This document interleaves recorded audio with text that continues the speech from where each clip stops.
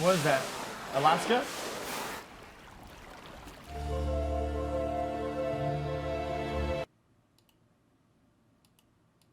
Oh, is that Antarctica? Yeah, but there's rocks. There's rocks in Antarctica? I thought there was only ice. What?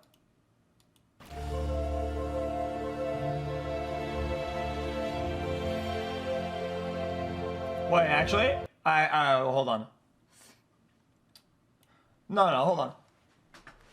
There's land at on Antarctica.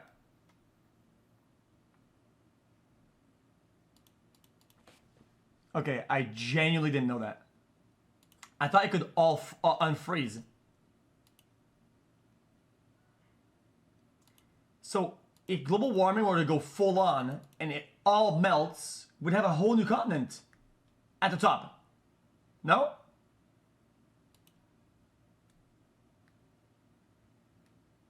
Oh, the North Pole.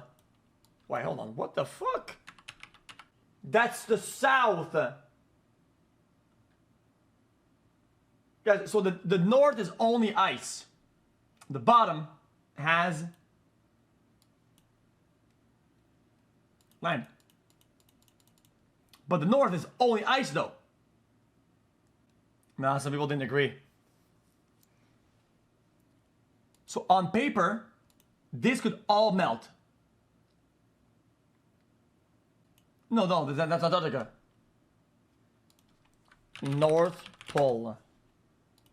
I'm not invading. I didn't even know. What about the North Pole, though? The North Pole would be all at the top, right?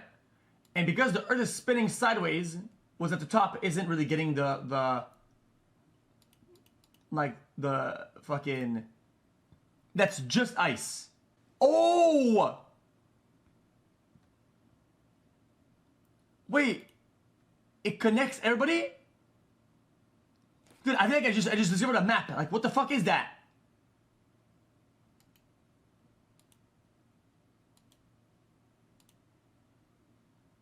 Hold on.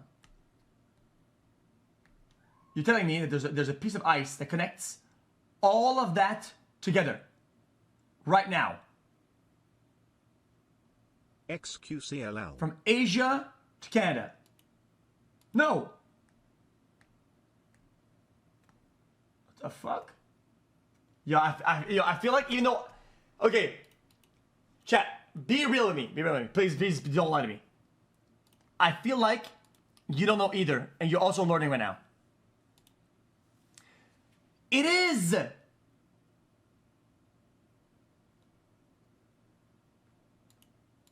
Yeah, see, this is learning too. See, everybody's learning.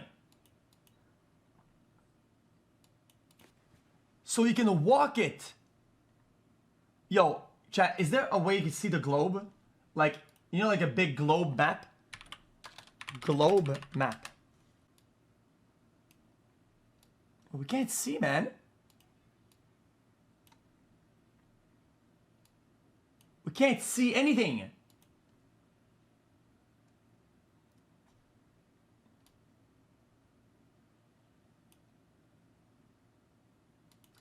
Satellites.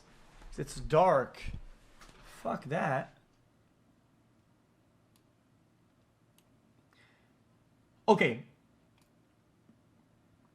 I'm guessing all of the dark is ice. No?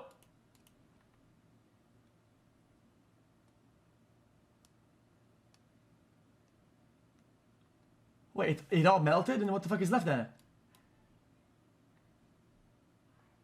This guy's a video, hold on. Let's play a quick game. Picture the North Pole.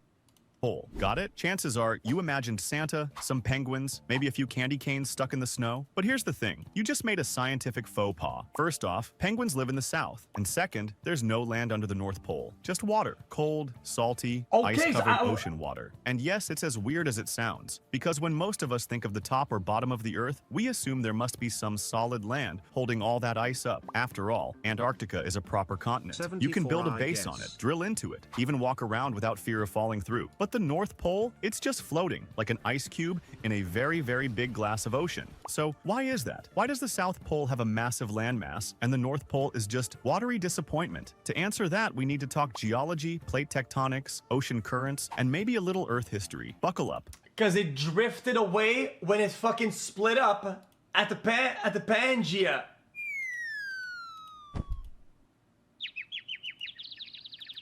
The basics. What's under the ice? The plate if you could just magically drifted melt all the downwards. Arctic ice and take a submarine ride straight down, you wouldn't hit land. You'd just keep going down into the Arctic Ocean. Eventually, 48 you'd reach the months seafloor, but that XQCL. floor is thousands of feet deep. There's no hidden island or secret continent up there. The ice you see at the North Pole is seasonal and permanent sea ice, not ice sitting on land. Now, compare that with the South Pole. Wait. Down there, it is not Okay, so it disappears and then re-ices.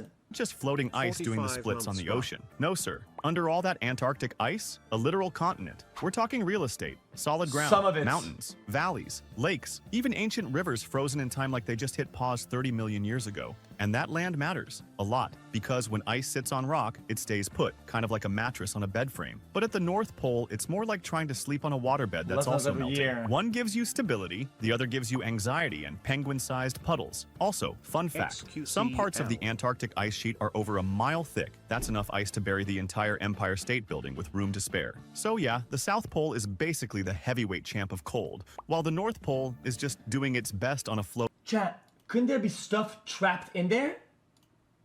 floating slushy. Let's back up 200 million years. The continents of Earth didn't always look the way they do now. Back in the day, we had Pangea, one supercontinent that eventually broke apart and drifted into the continents we know today. As part of this continental dance, Antarctica got shoved toward the bottom of the world and settled right over the Yeah. Yeah, I gotta be honest with you, chat. Yes, guys. No wonder we have flat earthers. These 2D renders of a 3D map are shit. Let's keep it a buck. This literally looks like conspirational. Let's keep it a buck. It does look like an ice wall, and I get it. It's because it's a 3D map, and since this does the whole thing, and it's at the top because of the radius, it looks like a flat, long slice when it's just a kind of a circle. But it looks. South Pole, solid land, parked directly at the southernmost point. The Arctic, on the other hand, ended up being a basin surrounded by land. North America, Europe, Asia, they all form a ring around this cold central ocean. So while the South Pole is land surrounded by ocean, the North Pole is ocean surrounded by land. Think of it like a donut hole versus the donut. Antarctica is the hole, the Arctic is the frosting around the edge. And unlike Antarctica, which is pretty much its own frozen island, the Arctic Ocean is entirely encircled by continental landmasses, with just a few narrow sea gates allowing limited exchange with the rest of the world's oceans. Dude. So everybody got fucking cucked in the early exploration days. Because they were right where they wanted to be, probably explore. They couldn't do shit because it was all iced out. This geography influences everything, from the water temperature to the ice behavior. Now you might wonder, if the North Pole is just ocean, why is it frozen at all? Oceans move. Water holds heat. Shouldn't it all be slushy? Great question. walked. The answer lies in Earth's tilt No and way, solar you would never make exposure. it. For about half the year, the North Pole doesn't see the sun at all. That lack of sunlight causes extreme cold, which allows sea ice to form and stick around. Even in summer, when the sun returns, it stays low on the horizon, barely warming the surface. Plus, the bright white ice reflects most of that sunlight back into space. Also, the Arctic Ocean is Bering relatively Strait. landlocked, which limits how much warm ocean water can circulate in. The Greenland ice sheet, the Canadian archipelago, The Bering Strait linked at the top. It's why I call it because in French it's called the Detroit. I thought Detroit was the spot of ice where people transferred in the caveman days. But it's the word Detroit in French means a strait. So I thought I thought that the Bering Strait in French it's called the Detroit of Bering. It's what it's called. and Siberia So it's called all French. act like So natural I thought bumpers, Detroit was reducing the the ice. inflow of warmer currents that could melt the ice. And there's something called the thermohaline circulation, a deep ocean current driven by differences in water temperature and salinity. In the Arctic, cold, salty water sinks and drives this global conveyor belt. So the cold helps reinforce itself in a way. So the ice survives, at least for now. Why there's no continent underneath? Let's be clear, this isn't some kind of cosmic oversight. The lack of land under the North Pole is just a quirk of plate tectonics. There's no rule saying the poles have to sit on land. In fact, they probably won't forever. Earth's crust is constantly shifting. Underneath the North Pole is part of the Eurasian Basin and the Lomonosov Ridge, underwater mountain ranges formed by tectonic processes. They aren't anywhere near tall enough to breach the surface and form a continent, and they weren't lucky enough to be pushed into polar prominence like Antarctica. The Arctic Ocean is also relatively young in geological terms. It only opened up about 56 million years ago, which is yesterday on Earth's timescale. Antarctica, meanwhile, has been drifting around in its icy throne for over 100 million years. You might be wondering, could a continent of Detroit was named.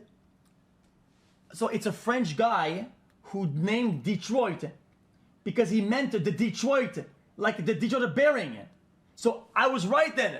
eventually drift toward the North Pole? In theory, yes. Given a few 100 million years, tectonic plates could shove a landmass that way. But that's not happening anytime soon, so don't hold your breath. So, what's down there? The seafloor under the North Pole is fascinating in its own right. Scientists have found hydrothermal vents, unique deep-sea ecosystems, and hints of valuable resources like oil, gas, and rare earth minerals. But it's also incredibly hard to study because of the thick, shifting ice cover and extreme conditions. We know more about the moon than the Arctic seafloor. Seriously, deep-sea exploration missions have used icebreakers and nuclear submarines to try and map the region. What they've found includes undersea mountain ranges, volcanic ridges, and sediment layers that record climate change. Imagine there's a massive oil pocket in there and you bomb the top, bang, with a nuke, and you put a massive pipe and you have oil for everybody. Over millions of years, and buried beneath the seafloor, ancient carbon stores. If disturbed, these could be a wild card in the climate equation. But as of now, much of this remains speculative. Oddly enough, the fact that there's no land at the North Pole has created an international headache because nobody can plant a flag on solid ground. Countries like Russia, Canada, and Denmark have raced to claim parts of the Arctic seabed based on underwater ridges and continental shelves. Russia even dropped a titanium flag on the ocean floor back in 2007, like a very cold game of underwater capture the flag. But the reality is, international law doesn't make this easy, and disputes are ongoing. Who owns the North Pole? Right now, technically, nobody. The United Nations Convention on the Law of the Sea allows countries to extend their territory beyond the standard 200 nautical mile exclusive economic zone if they can prove their continental shelf extends further. Hence the geopolitical scramble, melting ice, rising stakes. And here's where things get serious, because the Arctic is warming faster than anywhere else on Earth. The summer sea ice is shrinking, and it's not just about polar bears losing their real estate. Less ice means less sunlight reflected, which means more heat gets absorbed by the dark ocean water. That accelerates global warming. It also opens up new shipping routes, resource extraction, and possibly military presence. The North Pole might not have land, but that hasn't stopped humans from seeing dollar signs. Even cruise ships have started offering Arctic adventures, navigating routes that were previously impassable. The economic opportunities come with ecological risks. The North Pole might be floating, but its impact is solid. From global climate to geopolitics to ecosystem stability, this patch of frozen ocean is punching way above its weight. And maybe that's the weirdest part of all. We tend to think of the poles as quiet, static, and remote, but they're dynamic, alive, constantly shifting. The South Pole has land, the North Pole doesn't. And yet both are crucial to how life survives on Earth. And let's not forget the Arctic food chain. Ice supports algae. Algae feed zooplankton. Zooplankton feed fish. Fish feed seals, whales, and polar bears. Remove the ice, and you don't just lose scenery, you unravel an entire ecosystem. In the years ahead, the fate of the North Pole... Yeah, but do those interact with outer things? Are those more like, if you get the spawn on this, right? Like, you interact with the people that are here and shit right here, but do these guys interact with the things that are outside of the ice disk? Lose scenery, you unravel an entire ecosystem. In the years ahead, the fate of the North Pole will become a litmus test for global cooperation or competition. As the ice melts, international tensions could rise over who gets access to shipping routes or untapped resources. But at the same time, it's also a place where science diplomacy is still possible. Research stations from different nations share data. Scientists work together across borders to monitor ice thickness, salinity, and temperature. And what if some scientist pulls up with a fucking with a fucking AK? Beware of straw and goes like, give me your science, give me your shit, give me all your research or whatnot. What if somebody says, yo, I have a gun, give me all your research? I'm saying it's diplomatic now, but what if there's a problem over there and somebody just decides to fucking say, fuck it, I'm holding down this whole territory and I'm getting all the research. Nobody's gonna research except for me. That could happen, right? If they find, let's say they find a pocket of oil that has more oil than all oil on Earth in one small pool. Boom. That's it. Somebody would automatically start rounding up the places so they would hold it down. USA would have already fucking... USA already sent the fucking USS whatever the fuck. It's one of the few places on Earth where countries that rarely agree on anything still share a common goal, understanding what's happening before it's too late. And maybe, just maybe, the North Pole can be more than a flashpoint. It can be a signal, an early warning system quietly whispering World truths War. from beneath the ice, that we are all connected, that water has memory, that even the absence of land can carry weight. The next time someone asks what's under the North Pole, tell them nothing and everything. No land, no continent, no penguins, but there's mystery. There's science, and there's the thin, cracking crust of a planet in flux. And in that frozen, XQC floating is ocean, the fair. future is quietly unfolding, one melting ice floe at a time. David Kisses, just install a set of stairs at the pole. They'll stop the Americans. Come on, man. Then how would you stop the UK guys then? You don't have to do anything because they can't afford to make it there. So, I mean, okay. Now who's going to make it then? Who would hold it down then? Who would hold it down?